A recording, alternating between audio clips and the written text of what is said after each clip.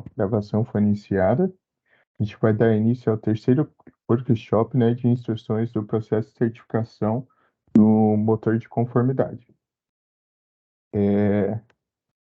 A agenda de hoje, ela tem o intuito de mostrar aos participantes como está dispostas o novo processo de certificação das APIs de fase 2.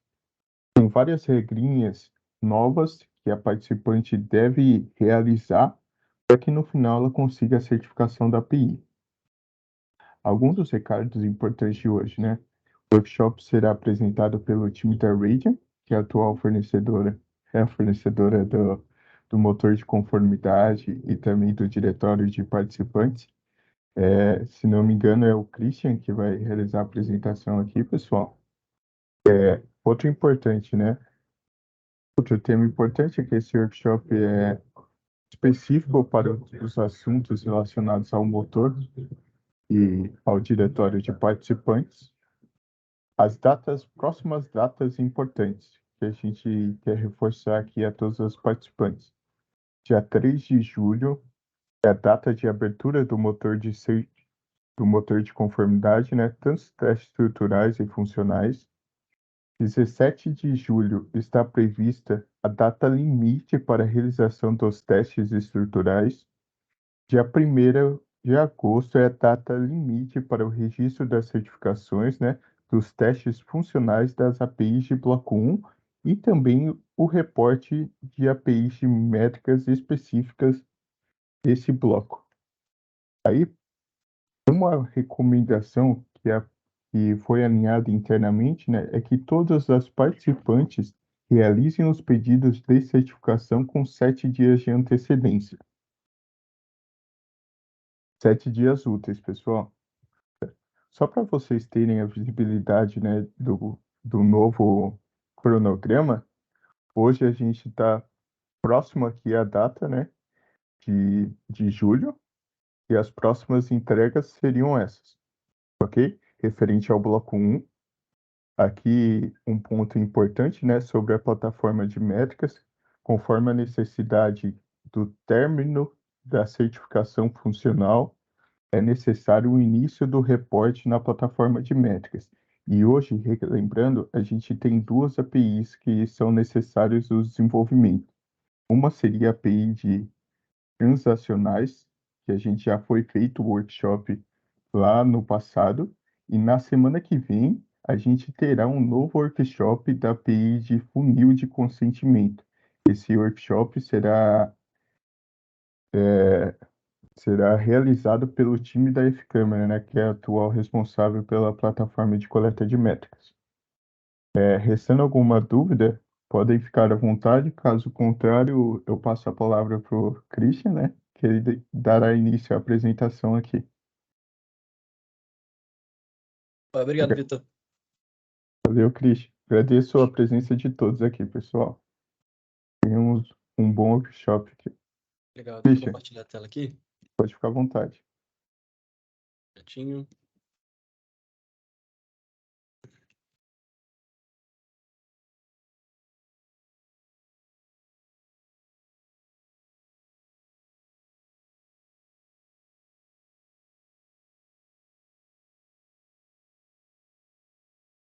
Pronto.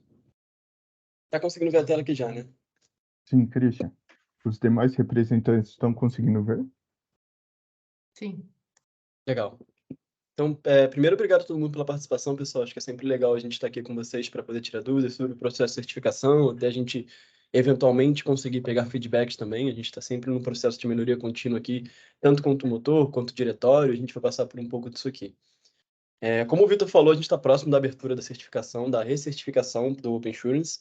A gente mudou vários processos, tanto baseado em feedbacks que foram trazidos para a gente por vocês, do último processo de certificação. Que o Gil pediu para voltar lá depois. Rogério, você quer falar alguma coisa? Não sei se o microfone está aberto sem querer também. Desculpa, tá sem querer. Vou fechar. Nada, sem problema, sem problema. E aí, pessoal, até aproveitando aqui para falar, durante o workshop aqui, qualquer dúvida que for surgir no meio do processo, pode me interromper, levantar a mão, a gente já trata ali na hora para evitar que tenha qualquer dúvida pendente aqui. A ideia para esse workshop vai ser a gente vai passar um pouco por tudo que a gente falou no último workshop, mas de maneira bem rápida, só para a gente lembrar.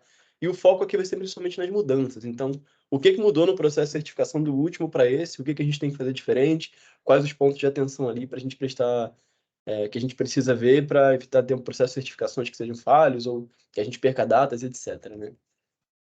Então, a nossa agenda hoje é bem simples, é basicamente, de novo, passar pelo processo de certificação para a gente relembrar o que é, como que faz, vou falar um pouquinho das mudanças, o que a gente adicionou, o que tem que ser validado, etc.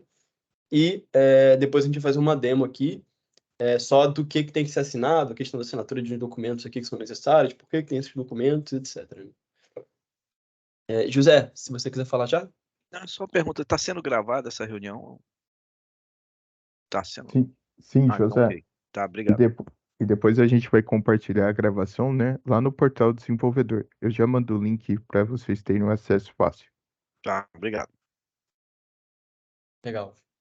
Então, acho que, sanando as dúvidas, vou passar aqui para o primeiro tópico, pessoal, que é o processo de certificação.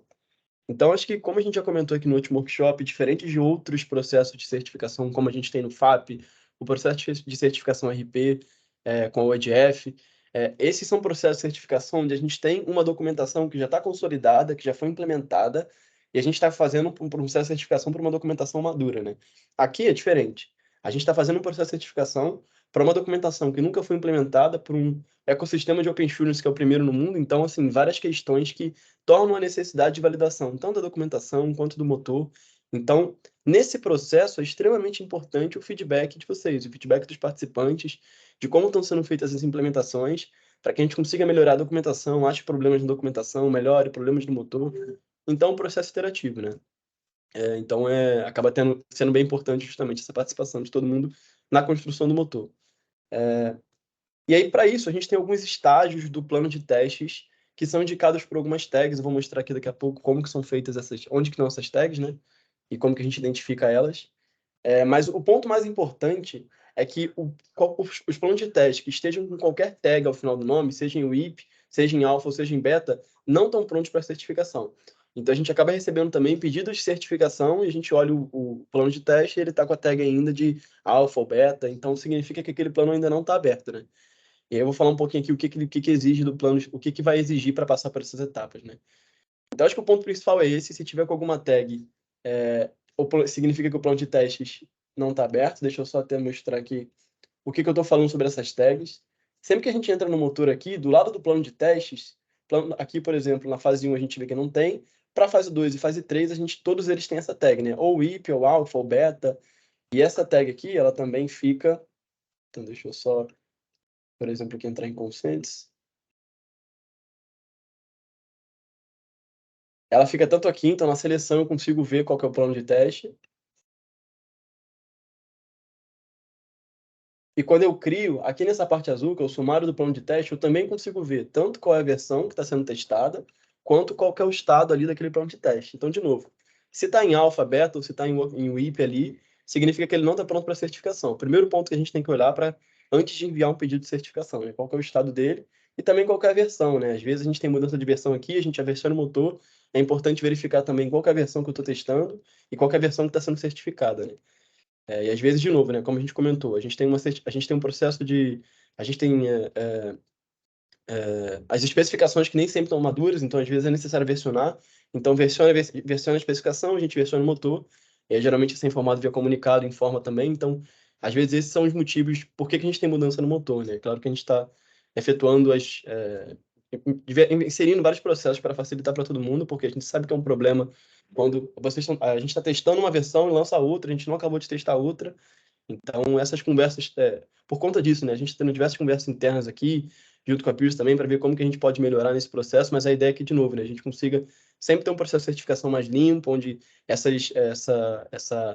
gente consiga não ter duas versões certificando ao mesmo tempo, todos esses processos ali que a gente sabe que traz muita dor de cabeça para todo mundo que está implementando, né?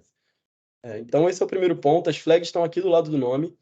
E o que significa essas flags, né? O ponto importante, como a gente comentou, se tem uma flag não está pronto para certificação, então se a gente olhar aqui, por exemplo, nos planos de teste ali de fase 1, eles não têm essas flags, essas tags ali, significa que eles estão prontos para execução, ou seja, ele acaba na versão, né? e todos de fase 2 e fase 3 estão em alfa. Então, como o Vitor comentou, a expectativa de abertura é dia 3 do mês que vem, e aí a gente vai tirar essas flags aqui. Então, quero ver um pedido de certificação, vou olhar se tem uma flag. Não tem a flag, eu posso enviar. Se tem a flag, o que significa essas flags, né? Só para vocês entenderem. O WIP significa que é Work in Progress, é o acrônimo para em progresso ali, né? Significa que os testes estão em desenvolvimento. Justamente pelo fato da gente entender que existe uma importância dos participantes estarem executando os testes, a gente tem um processo de deploy aqui interno que sempre que a gente tem alguma coisa minimamente pronta, a gente coloca o deploy em produção para que o participante possa eventualmente participar, possa executar aquele plano de teste, ainda que não esteja pronto, ainda que esteja com erros, para testar até a sua própria implementação, porque a gente sabe que muitas vezes o motor é um instrumento de desenvolvimento também por parte dos participantes, né? Então, o WIP é basicamente isso, significa que os testes estão em desenvolvimento, então vão ter bugs. Se alguém eventualmente quiser testar quiser executar os testes quando eles estiverem em WIP, já vai estar aberto, é para isso que a gente coloca no motor em produção. Se tiver algum feedback sobre o dos testes, pode enviar o pedido no Service Desk também, para falar o teste está errado nisso, a gente já vai corrigindo. Então é só que o WIP a gente sobe a primeira versão do teste, quando ele está minimamente pronto, mas provavelmente vão ter bugs, eles ainda estão em desenvolvimento. Uma vez finalizado o desenvolvimento dos testes e finalizado o desenvolvimento do Mock Insurance, a gente faz testes bilaterais com o Mock Insurance. Então, a gente pega o Mock Insurance, começa a executar contra o motor e corrige ali todos os problemas que a gente encontrar nessa execução, né? Então, isso é o alpha, que os testes foram validados com o Mock Insurance, aguardando a execução pelos participantes. O que significa, né? Que o cenário padrão do teste provavelmente vai estar ok, mas o motor, como todo mundo sabe, ele é um exercício de análise e até de criatividade para a gente entender tudo que pode ser enviado, todas as respostas que podem ser enviadas nas diferentes nuances ali, tanto seja dentro do perfil de segurança ou pela a própria especificação ali nos campos, o que pode ser enviado de uma maneira. Então, a gente precisa ter certeza que todos esses casos, todas essas exceções vão estar contidas dentro do motor. Então, é por isso que a gente não testa só contra o Mock Insurance e já abre para certificação. Porque a gente sabe que, eventualmente, como a gente tem muitos participantes aqui dentro do Open Insurance, a gente vai encontrar casos onde um participante X está mandando um campo com um valor, o outro, que o Mock Insurance não pegou quando a gente executou e a gente vai precisar alterar isso. Porque o processo de certificação ele é importante tanto para a questão de segurança quanto para a questão de interoperabilidade, né? A gente está aqui agora falando em ambiente de sandbox, mas quando a gente for para a produção, se a gente não certificar que está todo mundo falando exatamente a mesma língua, a gente não vai conseguir se conversar. E aí todo o esforço que a gente está tendo aqui de interoperabilidade vai acabar não dando certo, né? E é por isso que a gente é tão criterioso aqui com esse processo de certificação, porque a gente entende que é um processo-chave dentro do ecossistema para a gente certificando em sandbox, joga todo mundo para a produção, a gente vai conseguir se falar, trocar dado e conseguir gerar valor ali que a gente está querendo junto do Open Insurance. Então, esse aqui é o significado de alfa. E beta é que a gente entende que existe um número ali que a gente avalia para cada caso de teste, né? Então, a gente sabe que, por exemplo, tem testes que a gente nem vai ter esse número de participantes, mas a gente geralmente espera que tenha entre 3 a 5 participantes passando em todos os testes para a gente abrir a certificação. Então, a gente entende que, assim, pelo menos a gente testou com o Mock Insurance, já tem de 3 a 5 participantes passando em cada um dos testes. Os testes estão maduros o suficiente para a gente abrir a certificação. E aí a gente vai começar, a gente tira as tags e começa a receber os pedidos via Service Desk. O que é importante aqui? A gente agora, depois do showstopper que teve, né, por conta da API de Consents, a gente adicionou novas validações no motor. Desculpa. Tendo muito feedback também dos participantes dentro do Service Desk. Qual que é o objetivo do motor de conformidade, né? A gente quer ter testes mais completos possíveis, de maneira que o participante passou no motor, não tem por que a gente falhar ele em outro processo, porque todas as validações já estão dentro do motor. E aí, quando a gente solta a primeira fase dos testes, que foi o que aconteceu na versão anterior, a gente ainda não tem esse backlog de todas as validações que vão ser necessárias ser feitas dentro do motor. É claro que a gente coloca ali aquelas validações que são mais core, mas a gente recolhe muitos dos feedbacks nessa primeira execução. E é por isso que o número acho que todo mundo aqui sentiu isso, e é uma dor, que a gente teve muitos pedidos de certificação que foram falhados no Service Desk. Então, o pessoal executava o motor, passava no motor, manda o pedido de certificação, a gente valida os logs manualmente, falha e fala assim, corrige a sua resposta aqui. Quando a gente faz isso, corrige a sua resposta aqui, quando a gente informa isso dentro do Service Desk, isso gera um backlog para a gente de correção e de melhoria, para a gente adicionar no motor, de maneira que, quando você execute o motor da próxima vez, se você executar com esse erro, vai falhar no motor e não na validação manual. Porque o ciclo de feedback do motor ele é muito menor do que o ciclo de validação manual. O ciclo de feedback do motor, eu clico para executar, executo, tem um erro, corrijo, consigo executar de novo ali, né? Na validação manual a gente vai enviar, às vezes vai ficar 3 dias para uma resposta, e aí vai ter um erro, aí manda de volta. E a gente teve processos que ficaram mais de um mês, assim, nesse loop, e é o que a gente quer evitar ao máximo, né? Então, por que eu estou falando isso? A gente inseriu diversas validações no motor para garantir que vai ter um número mínimo de certificações. O que isso implica? Se a gente colocou várias validações no motor, a gente vai precisar validar elas todas junto com os participantes. A gente soltou o motor no dia 1/7 e a gente ainda não conseguiu esse número de 3 a 5 participantes passando em todos os testes. Porque a gente entende, é claro, que todo mundo tem prioridades internas de desenvolvimento, a gente sabe que o Open Assurance também não é a prioridade única de todas as casas, mas para a gente conseguir abrir a certificação, a gente vai precisar nesse número de 3 a 5. E é por isso qual é o meu pedido aqui, né? Assim que possível, executem o motor, assim, quem já tiver implementando ali, né? A gente sabe que a data ainda falta, é 1/8 a data limite, então a gente sabe que tem tempo, mas o que aconteceu da outra vez também é que a gente viu que muitos participantes esperaram muito para começar a execução do motor, e aí, faltando 2 semanas para o final da certificação, a gente começou a achar bug no motor e fazer correção, e aí isso aperta todo mundo, né? Porque o motor não está pronto para certificação, a gente não consegue abrir, o motor fica com bug, o participante não consegue testar, e aí a data limite está chegando. Então, no final, claro que administrando internamente as demandas de cada um dos participantes, cada uma das casas, que a gente entende que são muitas, assim que a gente conseguir executar o motor, quanto antes a gente conseguir atingir esse número de 3 a 5 instituições passando em todos os testes, a gente consegue abrir a certificação, e aí, em vez de a gente ter 2 semanas para a certificação, a gente tem 1 mês e meio. E aí fica mais fácil para todo mundo conseguir testar, validar as mudanças. Eventualmente, um problema na especificação que aparecer, a gente consegue discutir em GT, corrigir o swag, voltar para o motor e fazer todas essas validações, né? Então, o pedido aqui básico né, acho que a mensagem aqui dessa primeira parte é que planos de teste que estão com a tag ali, elas não vão estar abertas para certificação. Para a gente conseguir tirar a tag, a gente precisa da execução dos participantes. O motor já está em produção, né? Os testes já estão em produção desde o dia 1, então hoje a gente já tem 23 dias, e a gente não conseguiu atingir ainda 3 a 5 participantes passando em todos os testes. Então, de novo, né? A gente entende que tem prioridade das casas, mas, por favor, pessoal, acho que um pedido para todo o ecossistema, assim que vocês conseguirem, por favor, executem o motor, executem as correções para a gente conseguir atingir esse número logo, abrir o motor, e aí para todo mundo a gente conseguir ter mais tempo de desenvolvimento ali e certificação também, né? Dessa primeira parte aqui, né? Alguém tem alguma dúvida sobre as tags, sobre a questão da certificação? A gente vai continuar falando aqui sobre o processo em si, né? Mais processual, mas sobre essa primeira parte de validação do motor, tags, alguém tem alguma dúvida para a gente tirar já?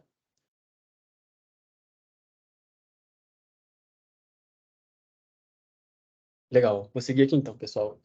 Esse aqui foi o slide que a gente apresentou no último workshop também. Tem algumas mudanças, que é o que eu vou focar, mas só para a gente dar uma lembrança geral, né? A gente tem 2 tipos de certificação. A gente tem a certificação funcional e a certificação estrutural.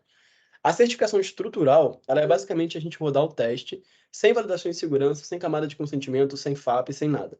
Ele é basicamente, a gente faz uma chamada e a gente vai validar só a estrutura de dados para ver se está ok, né? A intenção com esse teste foi um pedido do próprio GT, para que as casas pudessem criar uma interseção entre os times que estão trabalhando, né? Então, geralmente tem um time de dados que está trabalhando ali na estrutura de dados em si, então é isso que é validado nos testes estruturais, e aí depois a gente tem o time de segurança que vai colocar toda a camada de consentimento, FAP, então pediu para a gente separar esses 2 momentos e criar 2 testes separados para permitir que squads diferentes trabalhassem em paralelo, né? Sem uma depender da outra.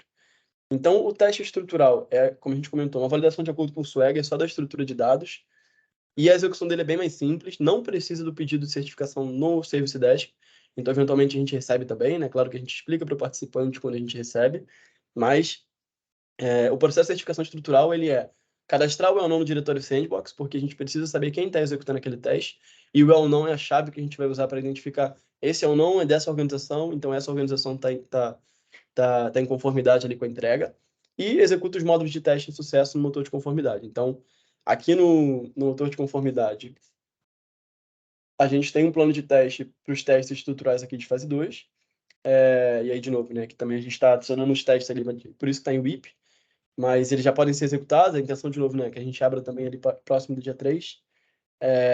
E aí, executando esse teste, executou com sucesso, já está em conformidade ali com a entrega. Não precisa enviar o pedido nem nada. Executou no motor com sucesso. E aí, para executar com sucesso, essa primeira parte aqui de cadastrar o well-known no diretório Sandbox vai ter que ser feita. Então, se o cadastro do well-known não foi feito, o teste vai dar falha. Então, é basicamente assim, executou o teste com sucesso, está em conformidade com a entrega. Não precisa ser enviado no Service Desk. E caso alguém tenha algum receio, né, de depois ser cobrado por isso, todos os testes que você executou ficam disponíveis ali no botão View All Test Plans, né? Então, aqui na página inicial, a gente tem esse botão aqui de View All Available Test Logs e View All Available Test Plans. Você consegue apertar aqui e pegar todo o histórico de teste que você executou. Então, não precisa ter preocupação de mandar no Service Desk. Se alguém um dia cobrar, por algum motivo, você consegue recuperar aqui e falar, eu executei o teste na data tal, tá aqui o teste. Então, ele é um teste mais simples aqui, né? Sobre o teste estrutural, tem alguma dúvida? Legal. Então, eu vou passar para os cenários funcionais, que eu acho que é o nosso foco aqui hoje, principal, por conta de algumas mudanças que a gente teve no processo em si, né? Só um minuto, pessoal.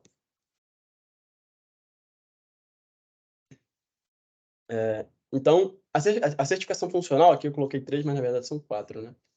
Vou corrigir aqui logo ao vivo. Então, a certificação funcional agora ela é composta por 4 etapas. A gente precisa... Qual que é a diferença do que a gente fez até agora do que a gente fez até agora para esse próximo pedido de certificação? São algumas, mas a principal, do lado do participante, então do lado de quem está implementando e vai ser certificado, é que agora a gente tem a assinatura de um termo e condições que vai ser feito dentro do diretório, e isso vai ser checado no momento da certificação. Então, a grande mensagem desse workshop é isso. A gente precisa assinar o termo no diretório antes de fazer o pedido de certificação. Que termo é esse? Esse termo é um termo é uma assinatura de um termo e condições. Para quem também participa do Open Finance, ele é similar, mas tem algumas diferenças, né? O objetivo do termo, basicamente, é garantir que a gente tem uma garantia legal de que o que está... Como ecossistema, né? Para a proteção do ecossistema. Que o que está sendo certificado em Sandbox é o que está indo para a produção. Então, é basicamente isso. A gente aqui está fazendo uma certificação no ambiente Sandbox, mas depois a gente vai compartilhar dados e iniciar serviços todos em produção. E aí depois tem ferramentas que eventualmente podem ser colocadas pela estrutura inicial em produção também para fazer esse check em produção, como existe no Open Finance, para quem está por lá também. Mas a ideia é que esse termo aqui dê uma garantia legal para o ecossistema de que todo mundo o que certificou em Sandbox é o que eu estou colocando em produção. Porque a gente sabe como é o ecossistema, que se a gente tiver falha em um participante, isso é uma falha para todo o ecossistema, né? Principalmente se for de segurança, a gente está lidando com dados sensíveis, tem LGPD envolvida, então é um assunto sério para a gente precisa tratar ele de maneira séria, né? Então, o GT Jurídico discutiu esse documento, né? E aí o modelo que eles chegaram é o que está no diretório. A diferença para o Open Finance, para quem faz implementação nos dois ecossistemas, é que no Open Finance a gente faz a assinatura de um documento por certificação. Aqui no Open Insurance vai ser um documento para todas as certificações. Então, a gente vai fazer a assinatura do documento no diretório, feita a assinatura do documento no diretório, para todas as certificações vai ser aquele mesmo documento que já foi assinado. Então, assim, a gente assina uma vez só para todas as certificações. Enquanto no Open Finance é uma assinatura por certificação. Depois a gente vai fazer uma demo aqui do processo de assinatura, para o antigo, etc. Eu vou pedir para o Fabrício apresentar aqui já. E a gente pode tirar dúvidas também. Mas basicamente isso é o que mudou. Então, antes de fazer o pedido de certificação, os pontos importantes aqui que a gente citou é ver se não tem a tag. E aí, para a gente conseguir tirar a tag, é importante que a gente atinja aquele número de 3 a 5. A gente comentou aqui da data de 3/7, expectativa que a gente abra o motor. Mas a gente só consegue abrir o motor se a gente conseguir atingir esses marcos. Então, se quando chegar no dia 3/7, a gente não tiver 3 a 5 participantes ali, dependendo do plano de teste, passando com sucesso no motor, a gente não vai conseguir abrir. E aí, de novo, né, a gente vai acabar apertando todo mundo, porque a data de 1/8 vai se manter. A gente está com 3/7, a gente está com baixo número de participantes executando o motor ainda, essa data vai começar a apertar. E aí, o que a gente tinha um mês para certificação, a gente vai ter 2 semanas, uma semana, e é o que a gente não quer, né? Então, de novo, reforçando o pedido aqui, assim que possível, assim que isso for conseguir ser priorizado dentro das casas para desenvolvimento das mudanças e execução do motor de conformidade. Então, fiz isso, a gente conseguiu atingir a marca ali de 3 a 5, abrimos o motor, e aí isso vai ser visto sem aquela tagzinha ali. Tirei a tag, eu preciso assinar o documento de termos e condições no diretório, e aí depois disso eu faço o pedido lá dentro do Service Desk, né? E aí vai ter uma validação aqui que a gente vai fazer interna. Sobre essa validação aqui, um ponto importante, né, que eu trouxe também. Como a gente falou, a gente sabe que é uma dor gigantesca quando a gente passa no motor, envia o pedido de certificação e falha. Isso é uma dor que, assim, nosso objetivo é reduzir isso ao máximo. Então, a gente inseriu diversas validações e a nossa expectativa é de que esse número aqui vai reduzir drasticamente. Então, você passou no motor, a partir do momento que a gente abriu ele, existe uma garantia, não existe a garantia, né, porque a gente vai continuar checando e fazendo algumas validações adicionais para a segurança do ecossistema, Mas a gente está com bastante convicção de que o número de pedidos de certificação que vão ser falhados lá no Service Desk vai ser muito baixo, porque a gente adiciona muitas validações no motor. A contrapartida, de novo, é que a gente precisa que essas validações, esses novos cenários que foram adicionados sejam validados. Então, de novo, pedido para que todo mundo, assim que possível, execute o motor, para que a gente consiga atingir o processo de maturidade ali. Mas, então, assinatura do documento, a gente solicita o pedido de certificação, aí a gente faz as validações que a gente tem que fazer, e a gente retorna o link para vocês de certificação, publica no diretório, e aí todo mundo vai para a produção depois ali na data prevista, a gente começa a compartilhar dado, e de fato o Open Insurance acontecendo aqui, que eu acho que está todo mundo bem ansioso para isso. Sobre o processo aqui, né? Então, antes da gente passar para a demo, né? Passando uma visão geral do que a gente falou até agora. O motor tem um processo de validação que é dependente dos participantes. A gente precisa de 3 a 5 participantes passando nos testes para que a gente execute, para que a gente abra a certificação. Então, é extremamente importante que, assim que possível, a gente já comece a testar. Apesar da data faltar 1 mês e 10 dias ainda para o final da certificação, é importante que, assim que possível, a gente consiga uma massa de participantes testando já. A gente vai indicar a abertura da certificação. É óbvio que isso vai ser informado em forma, mas tanto a versão que está sendo certificada, quanto qual que é o status daquele plano de testes, ele pode ser visto no nome do plano de testes. Então, ele fica aqui tanto na lista de escolha, quanto quando a gente seleciona um plano de testes. Isso aqui fica disponível aqui no plano de teste também. Então, já estou executando o plano de teste, é só olhar nessa barrinha azul, eu consigo ver. Eu estou certificando a 2.3, e essa versão que eu estou certificando está em alfa ainda, então não está disponível para certificação. Uma vez que a gente atinge o 3 a 5, a gente vai tirar essa flag aqui. Então, no momento que você criar um plano de teste ou olhar ali na lista e não tiver com alfa, é o sinal de que está aberta a certificação. Então, eu posso executei tudo com sucesso, eu mando no Service Desk. E aí, de novo, a expectativa é de que, enviado no Service Desk, feita a assinatura do documento, enviei no Service Desk, a gente vai fazer a validação, a expectativa é de que essa validação, o número de pedidos de certificação que sejam falhos, seja muito pequeno, e depois disso a gente retorna o link de certificação para vocês, publica no diretório, e a gente vai para a produção e aí começa a ver o Open Insurance acontecendo de fato. Eu sei que a questão da assinatura, etc., podem ter dúvidas mais práticas aqui, mas a gente vai passar para a demo agora aqui em seguinte. Alguém tem alguma dúvida sobre o processo em si, a questão da validação do motor? Quer tirar alguma dúvida, trazer algum feedback também, é sempre bem-vindo. Tiago. Opa, tudo bom, Christian? Bom dia a todos aí. Bom dia. Você vai falar agora nessa demo sobre algumas etapas de teste? Porque eu tenho uma dúvida sobre um deles especificamente, que é aquele Consent API Expired Consent Test.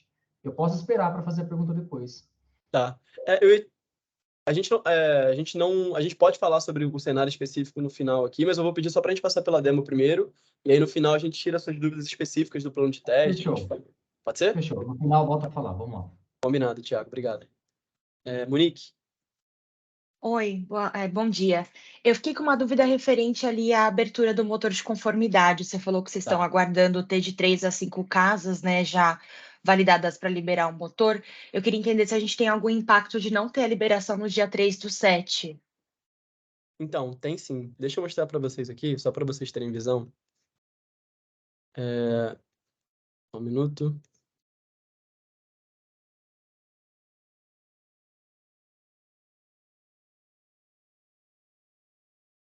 Ó, esse aqui é o controle do que a gente faz de quem está testando e quem não está testando. Então, a gente tem esse controle aqui de quantos participantes passaram em quais testes e qual o número, etc. Né? E aqui a gente parou em 19/6, então está desatualizado, eu peço desculpas, mas a gente vai atualizar ainda para hoje. Mas em 19/6, que era ali, acho que é segunda-feira, né? A gente tinha, por exemplo, para Customer Personal e Customer Business, Customer Business, por exemplo, né? Duas casas só executando. Para Customer Personal, só uma casa está passando aqui nos testes. Para Consent também, a gente já tem um número maior ali, já chega a ter 5 pessoas participando, mas você vê que muitos testes ainda, alguns podem eventualmente ter bugs, é por isso que, então, esse Client Limits, por exemplo, que é esse teste aqui, a gente sabe que tem um bug aqui, então na segunda-feira a gente estava com um bug que a gente corrigiu, então atualizando aqui essa versão também, pode ser que já tenham mais execuções, mas o que a gente precisa ver aqui é 5 verdinhos. A gente precisa que tem 5 casas estejam passando com sucesso e a gente abre. Se chegar no dia 3 e a gente não conseguir ter essas 5 casas, a gente não vai conseguir abrir o processo e aí isso impacta nas datas, que é o que a gente tinha comentado. Então, basicamente, A data ela é o que a gente está estipulando, porque a gente vai conseguir ter o motor validado, mas o motor ele só é validado quando a gente consegue ter os 5 verdinhos aqui, ou seja, 5 casas passando nos testes. Tá, então isso tem impacto na data de abertura, mas as datas limites para fazer ali os testes estruturais e os testes funcionais, eles não mudam. Isso quer dizer que as casas vão ter menos tempo para testar, é isso, né? Exato, exato. E por isso que eu estou tentando reforçar bastante aqui para pessoal, assim que ideia, começa a testar, vai para o motor, executa, para a gente conseguir validar que, assim, os testes estão lá e a gente está com o time alocado para priorizar todos os bugs que aparecerem para o Open Shooters. Então, assim que a gente conseguir, ó, o motor está livre de bugs, conseguimos os 5, abre o motor para certificação. E aí pode ser que, ao invés de a gente abrir no dia 3, a gente abra na semana que vem, na segunda que vem, por exemplo. O dia Tá 3 é bom. só a data estimada, mas Obrigada, viu, Christian? por nada. José, acho que Esse dashboard aí, vocês vão dar acesso ou vão passar um relatório pra gente? Como é que ficou? Só vocês que vão enxergar?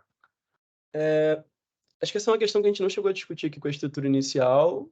A gente discute com a Peers aqui e vê se tem algum problema de dar acesso para isso. Mas acho que seria legal para o ecossistema. Mas a gente vai discutir aqui internamente, a gente passa É para bom, né? Porque é até bom, porque aí nós mesmos podemos ajudar. Ó. Sim. Não completou, sei lá. Sim, Pelo sim. menos. É uma boa sugestão. Ok. Obrigado pelo feedback, José. A gente vai discutir aqui internamente, ver se tem algum impacto. E aí, se não tiver, acho que não teria nenhum problema em compartilhar com o pessoal.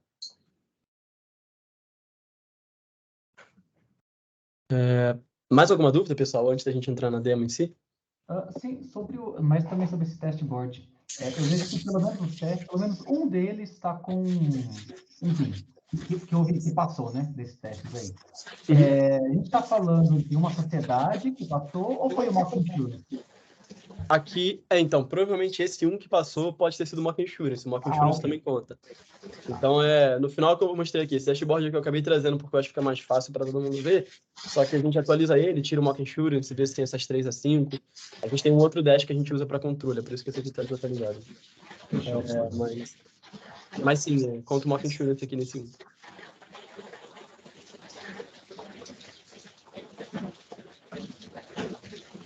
Só não sei se alguém está tentando falar, que tá bastante chiado. Acho que é a Cintia. Acho que devia ser só o microfone aberto. Mais alguma dúvida, pessoal? Que alguém tenha para sanar agora já? Legal. Então, a gente vai passar para a demo agora. No final, a gente retorna, a gente pode tirar dúvidas tanto com relação a cenários de teste, quanto qualquer outra dúvida. E aí, o que a gente fica devendo aqui para vocês do workshop é a questão do dashboard, se a gente pode liberar para o ecossistema. A gente vai discutir aqui internamente, depois acho que traz uma resposta para todo mundo. Mas para demo, eu queria chamar o Fabrício aqui, que é do nosso time da Radiant também. Bom dia, pessoal. Fabrício, está com você aí. Vamos lá. Vou passar pela demo aqui. Qualquer dúvida, só levantar a mão também. Compartilhar na tela. Não conseguindo ver, né, pessoal? Vamos sim. Sim. Beleza. Só passando aqui pelo que o Christian falou também, esse aqui é um fluxograma que a gente montou para mostrar um pouco como é o cenário esperado do pedido de certificação. Então, antes de ter aqui o pedido feito no Service Desk, a gente pede 2 coisas para o participante, que é só executar os testes ali no Conformance e também ter o documento assinado no diretório. Depois que tem essas 2 etapas feitas, o participante vai ali preencher o formulário do Service Desk e fazer a solicitação. Aí tem o primeiro filtro aqui que é feito pelo N1 do Service Desk, que é revisar os campos que são preenchidos, se está tudo ok, se tem o documento assinado no diretório, então vai fazer essa validação a partir do CNPJ que é enviado ali no Service Desk.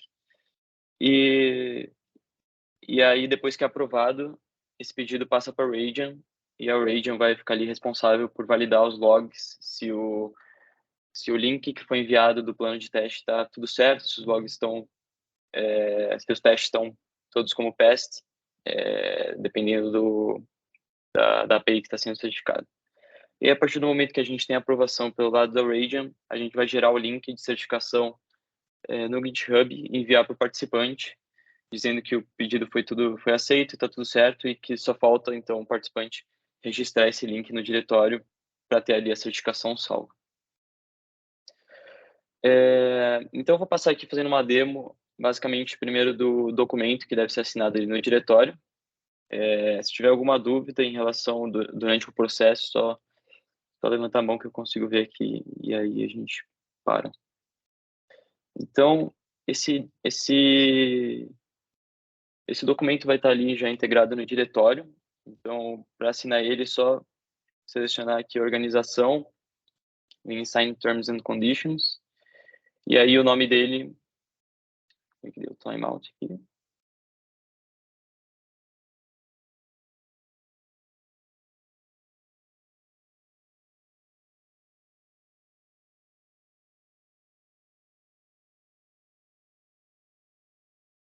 E selecionar a organização, nos termos e condições, e aí o nome do documento é esse, Declaração de Responsabilidade do Ambiente de Teste e Produção. Aí ele deve ser assinado no diretório em produção, mas eu vou fazer a simulação aqui em Sandbox. Para assinar ele aqui, o participante deve colocar o número de assinaturas que ele solicita no momento de assinar. Então, dependendo de quantos responsáveis a instituição pede para assinar esse termo, vai colocar aqui o número. Nesse caso aqui, eu vou colocar 1, só para eu assinar e ter a simulação aqui.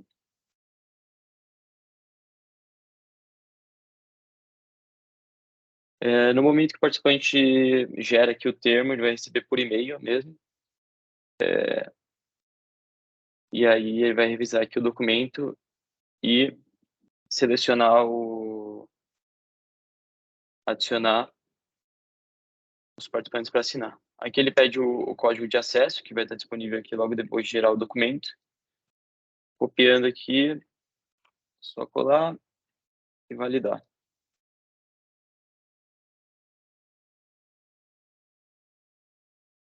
O termo é esse que está embaixo. Aqui pode ter 1, 2, 3 ou 4 participantes para assinarem. Aqui é só colocar o nome dos diferentes responsáveis por assinar.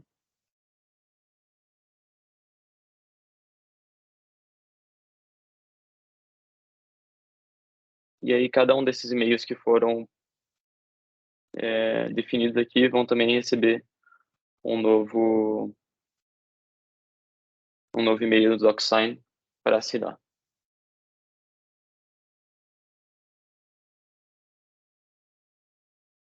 Aqui o documento já é preenchido diretamente com os nomes que estão ali no diretório, então o nome da organização, o CNPJ, aqui a instituição só tem que assinar,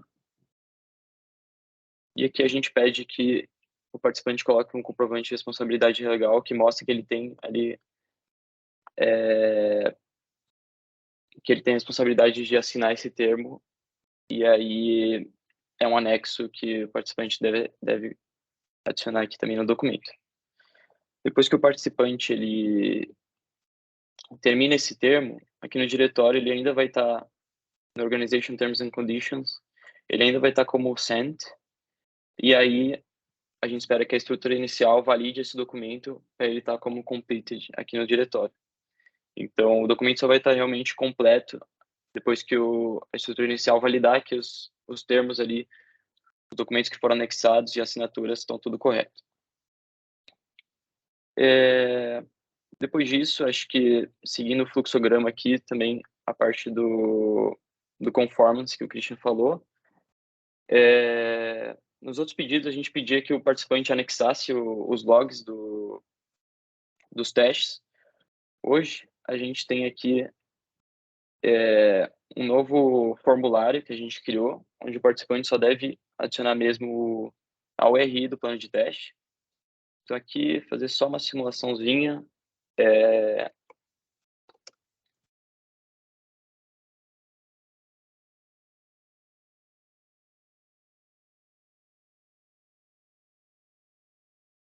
O ISPB, que são os 8 dígitos do CNPJ da instituição. Aqui a gente pede que a instituição coloque o well-known. Aí o contato da instituição. E aqui que é o campo que a gente mais alterou, que a gente deixou um pouco fixo para cada API. Então, ele já vem com o nome que está sendo certificado junto com a versão. Então, aqui no caso, só selecionar a API que está sendo certificada. A gente vai pedir que o participante, então, torne esse plano público depois de passar nos testes que deveriam ser passados. Publish everything, publish. Um minuto que eu acho que deu timeout de novo.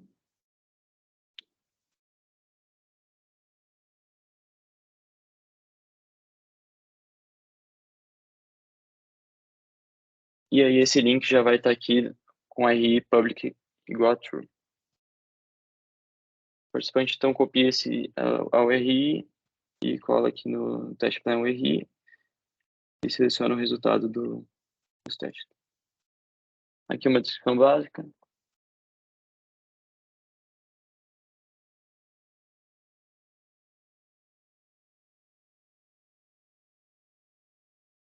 E aí o pedido já é feito. Então, basicamente o N1 do Service Desk vai validar esses campos aqui. A publicação do teste plan ela deve estar como true aqui para ser validado, para que a gente possa depois a Radian fazer a validação desses logs e ver se está tudo correto. E além disso, o N1 do Service Desk vai também validar o documento no diretório para ver se está tudo correto. E aí, depois que é validado, passa para a Radian e a Radian vai fazer a validação desses logs. No fluxograma aqui, caso a Radian encontre alguma inconsistência nos logs dos testes, a gente vai estar encerrando o ticket no Service Desk, vai estar pedindo para que o participante abra um novo ticket com uma nova solicitação, fazendo as alterações que foram solicitadas, mas o ticket que foi negado pode ainda continuar aberto em caso de dúvidas ou questionamentos em relação ao que foi negado. E aí eu acho que em relação ao fluxo é isso que eu queria mostrar da demo só. Não sei se vocês têm alguma dúvida em relação à demo, à assinatura do documento ou pedido de certificação. Fabrício, só para confirmar o entendimento, o que você me falou agora, então o ticket fica aberto para que eu possa tirar dúvidas e solicitar mais detalhes, mas se na hora de recertificar eu abro um novo processo do zero, certo? Isso, um novo ticket. Só abrir no Service Desk um novo ticket. E aí o ticket antigo fica só para questões mesmo. Isso. E aí esse ponto, pessoal, só para deixar claro, foi porque eu também, pegando um pouco de feedback do que aconteceu da primeira vez, é porque a gente viu que às vezes o ticket retornado do participante com erro, o participante nem sempre via isso. Então a gente teve tickets que ficaram abertos como aguardo no requisitante por mais de um mês. E também para controle dos SLAs aqui, né? Então a gente quer ter certeza de que a gente está atendendo todo mundo dentro do SLA previsto, e aí acaba que quando o ticket vai e volta, a questão do SLA, tanto para a visibilidade de vocês, quanto para a estrutura inicial, quanto para a SUSEP, acaba ficando perdida, né? Então, no final das contas, a gente tirar dúvidas sobre aquele pedido de certificação dentro do mesmo ticket, e tirei minha dúvida, fiz minha correção, vou mandar um novo, a gente abre um novo pedido de certificação e manda.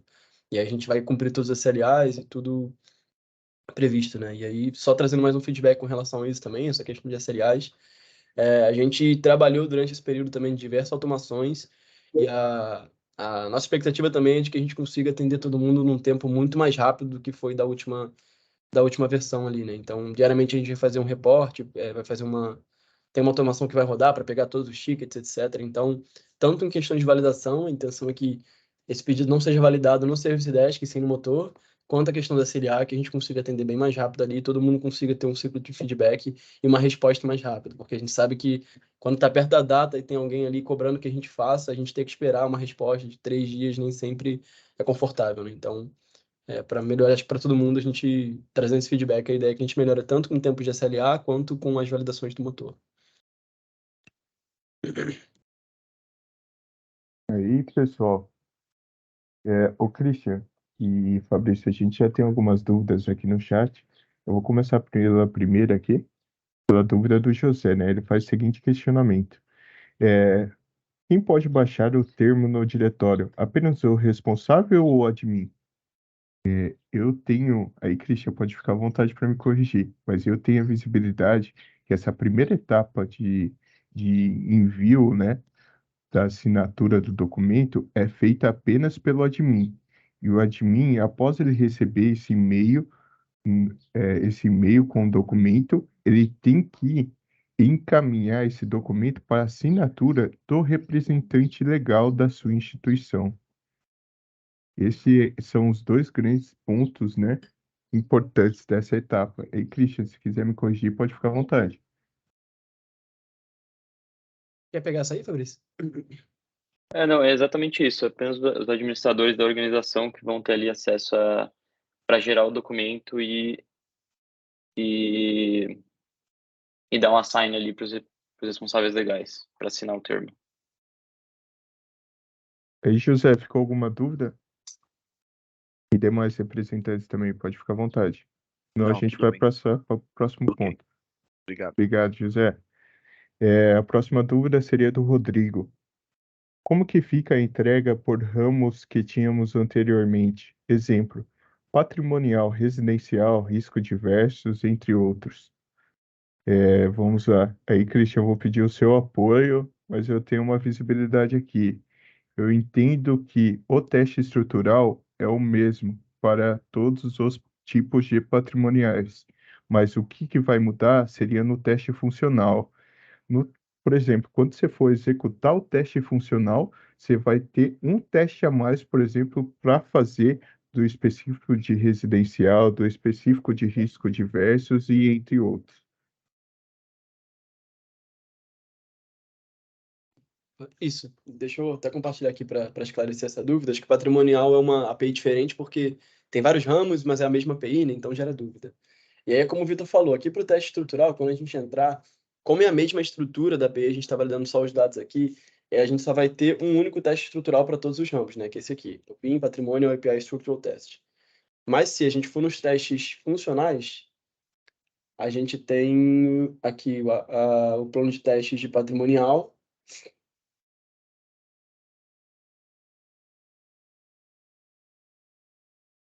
Um minuto.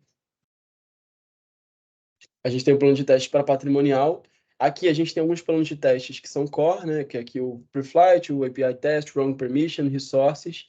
E aqui embaixo começam as branches. Aqui ele está ordenado por ordem alfabética. E aqui no meio acabou ficando esse último aqui, né? Que é o Granular Permission Test, também é um teste core. A gente vai mudar ele, vai colocar junto para cima para os cores ficarem lá em cima, né? Mas aqui, esses testes patrimoniais, basicamente o que a gente tem que saber é: a gente executa todos os testes, mais a branch que eu quero fazer. Então, aqui tem o teste residencial, teste de condomínio, teste empresarial, RNRO. E aí, a certificação, aqui, Vitor, só falando sobre datas, se você quiser complementar depois, né? Mas a certificação desse primeiro bloco é só residencial. E aí, o segundo bloco, acho que o Vitor pode dar as datas melhor aqui, vão ser, a data limite de certificação vai ser depois, mas já vai estar aberto. Então, quem quiser fazer certificação nos próximos blocos, quando a gente abrir patrimonial, a gente vai abrir de todas as 6 branches aqui, né? Então, como o Vitor comentou, a questão do teste aqui, estrutural, o teste ele é um só para todas as branches. Pro funcional, a gente tem os módulos de teste aqui, que são os padrões, que são esses 4 de cima e o último, que a gente vai jogar para cima aqui também, para ficar mais fácil para todo mundo identificar. Mas, na dúvida, é tudo que não tem branch aqui, né? Tudo que não é branch test tem que ser executado. E aí, os branch tests a gente executa de acordo com a casa, com a branch que ela tiver, né? Então, para quem tiver só residencial, por exemplo, que é o primeiro, executa todos esses e esse aqui já tá em conformidade com a primeira entrega. E aí, só falando sobre esses testes de branch aqui, foi esse pedido, mas no final das contas, o teste de branch ele é exatamente igual. O que a gente muda é só que a gente espera que o participante esteja compartilhando um dado que seja daquela branch específica ali, de acordo com o código, né? Então, ele é um teste simples, que é claro que existe do lado do participante a adaptação ali do banco de dados para que eu possa disponibilizar aquela branch já dentro da minha API, mas ele é o mesmo teste, a mesma estrutura do teste, a gente só muda qual que é o código que a gente está esperando em cada um deles ali. Aí não sei, Vitor, se você quiser complementar com as datas, acho que você tem visibilidade melhor. Claro. Ô, Christian, só para a gente terminar o raciocínio aí, depois eu posso passar as datas, o Rodrigo ele faz um complemento assim, ó. Referente à entrega no Service Desk, não notei a quebra do ramo no formulário. Aí teria essa quebra lá no formulário? Deveria falar? Então, a quebra no formulário, quem for mandar, pode mandar só como patrimonial. E aí o que a gente vai fazer, a gente checa qual que foi a branch que você executou, quais as branches, e pode mandar um pedido de patrimonial para todos, por exemplo. Eu não preciso mandar um pedido para cada uma. Então, a gente colocou uma só para justamente possibilitar que eu faça um pedido só de patrimonial para todas as branches, se eu quiser. Então, se, por exemplo, alguém já está com isso aqui adaptado, já tá implementado para todas as branches, coloca como patrimonial, executa todas, manda. A gente checa aqui quais que foram as branches que foram executadas, e aí passa o reporte para peers de a casa tal já passou nessas todas as branches aqui. Então, no Service Desk a gente colocou um só para possibilitar que seja feito um pedido único para todas as branches patrimonial e que a gente não tem que mandar um para cada, né? Então, acho que fica mais fluido ali o processo. Mas é basicamente isso. Seleciona patrimonial, executa as branches, pode mandar, e aí a gente aqui internamente vai checar se enviar, né, o pedido de patrimonial aqui. Se eu enviar o pedido sem nenhuma branch, sem nenhum teste de branch ter sido executado, vai ser falha. Mas executei pelo menos um teste, vai ser approval, ou seja, a gente vai passar, e aí, dependendo de todos que você executou, a gente vai certificar já em todos, né? Então, em resumo, eu posso fazer um pedido único para patrimonial para todas ali.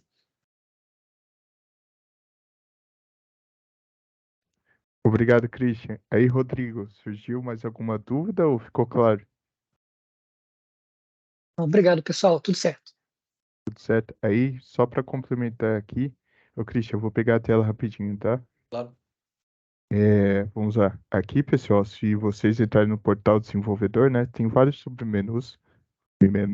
A gente vai deixar essa visão melhor aí no futuro, para alegria de todos. A gente tem um menu específico, cronograma de implementação, aqui está referente às fases 2 e 3. A gente entra aqui e consegue ver aquele cronograma mostrado na tela inicialmente, né? Aqui estão as datas numa visão mais macro, os blocos 1, 2, 3 e demais blocos. E aqui logo na página em seguida, né, é possível visualizar quais são os APIs referentes a cada bloco. E aí, pessoal, se restar alguma dúvida também, temos o Service Desk, pode ficar à vontade, tá? Agora, passando para o próximo questionamento. Luciana, outra dúvida. A partir de julho, toda vez que o participante for passar no motor, já na tag de certificação, ele deverá assinar o termo. Ou seja, é um passo novo a partir de agora.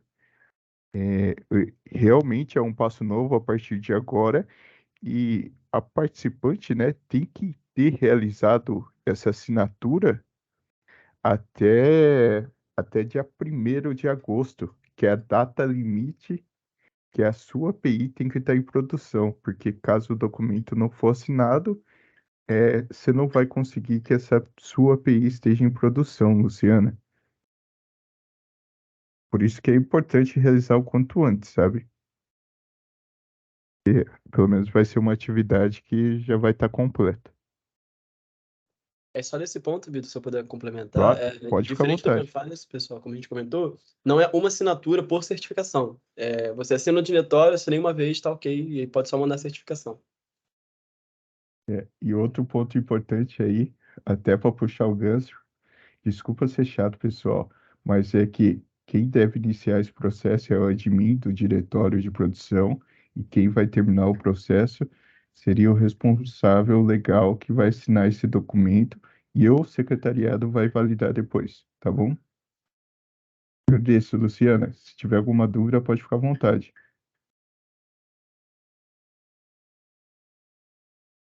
Bom, passando para o próximo questionamento, quero trazer uma dúvida sobre o teste Open Consent API.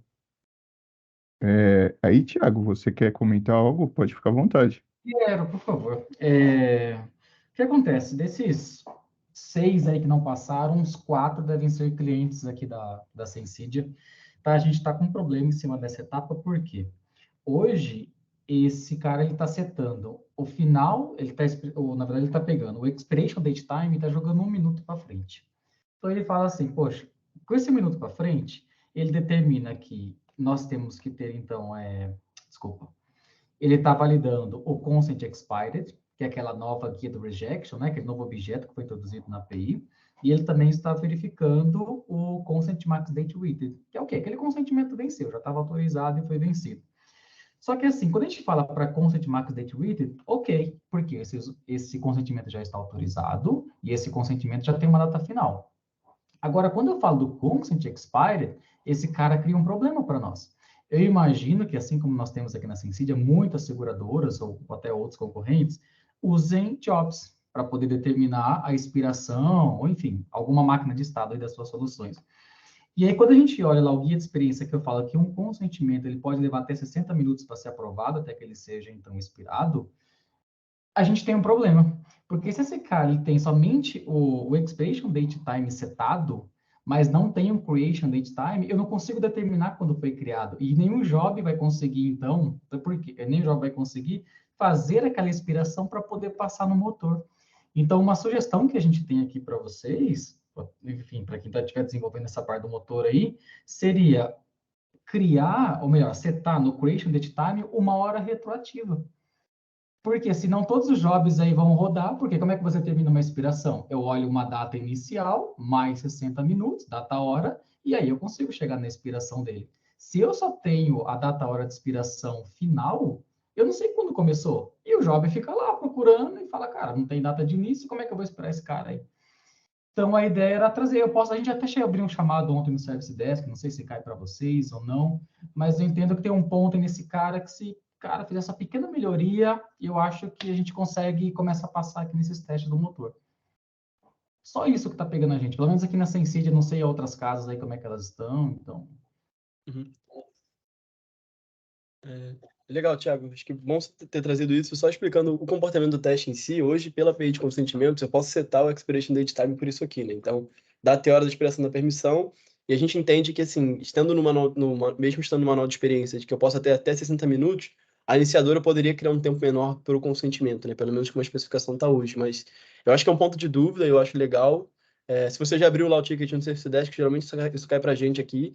A gente leva aqui para discussão no GT, e aí sendo aprovado lá que de fato não tem por que a gente fazer essa criação aqui, que esse é um comportamento esperado, a gente muda o teste.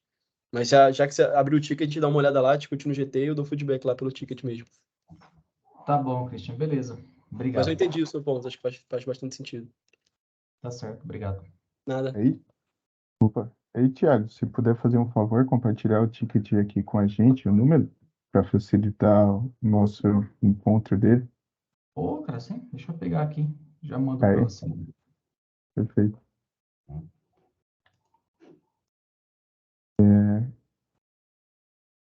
Acho que sobre esse ponto, após a agenda, a gente vai conseguir direcionar, né, Christian? E aí, referente ao workshop aqui, pessoal, mais alguém tem alguma dúvida ao que foi apresentado hoje?